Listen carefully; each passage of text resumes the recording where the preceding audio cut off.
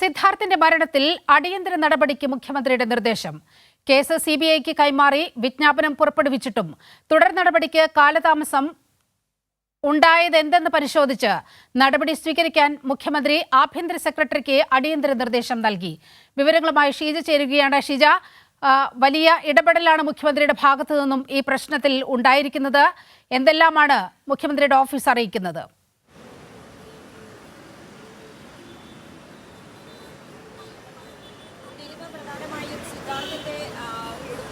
മുഖ്യമന്ത്രിയെ സെക്രട്ടേറിയറ്റിൽ വന്ന് കണ്ട് ഈ കേസ് സിബിഐക്ക് വിടണമെന്ന് ആവശ്യപ്പെട്ടിരുന്നു. അപ്പോൾ തന്നെ മുഖ്യമന്ത്രി സിദ്ധാർത്ഥിന്റെ പിതാവിന് ഈ ഉറപ്പും നൽകിയിരുന്നു, കേസ് സിബിഐക്ക് വിടും എന്നുള്ള ഉറപ്പും നൽകിയിരുന്നു.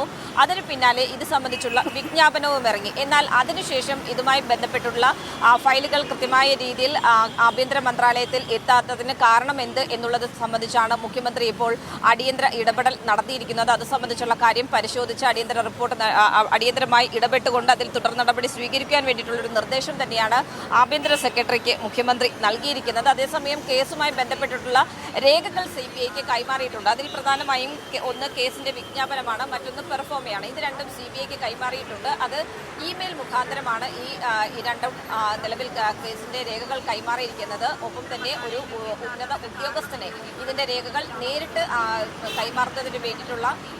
കൈമാറുന്നതിന് വേണ്ടി ഉദ്യോഗസ്ഥനെയും ചുമതലപ്പെടുത്തിയിട്ടുണ്ട്. പക്ഷേ ഇത്തരത്തിലൊരു വിജ്ഞാപനം ഇറങ്ങിയിട്ടും ഇത്രയും ദിവസം ഒരു കാലതാമസം ഉണ്ടായ സാഹചര്യം അത് പരിശോധിച്ച് അടിയന്തര നടപടിക്ക് തന്നെയാണ് നിലവിൽ ഇപ്പോൾ മുഖ്യമന്ത്രി നിർദ്ദേശം നൽകിയിരിക്കുന്നത്. നിലിമ, സിദ്ധാർത്ഥിന്റെ മരണത്തിൽ അടിയന്തര നടപടിക്ക് മുഖ്യമന്ത്രിയുടെ നിർദ്ദേശം ഉണ്ടായിരിക്കുകയാണ്. കേസ് സിബിഐക്ക് കൈമാറി വിജ്ഞാപനം പുറപ്പെടുവിച്ചിട്ടും തുടർ നടപടിക്ക് കാലതാമസം ഉണ്ടായതെന്തെന്ന് പരിശോധിച്ച് നടപടി സ്വീകരിക്കാൻ മുഖ്യമന്ത്രി ആഭ്യന്തര സെക്രട്ടറിക്ക് അടിയന്തര നിർദ്ദേശം നൽകി.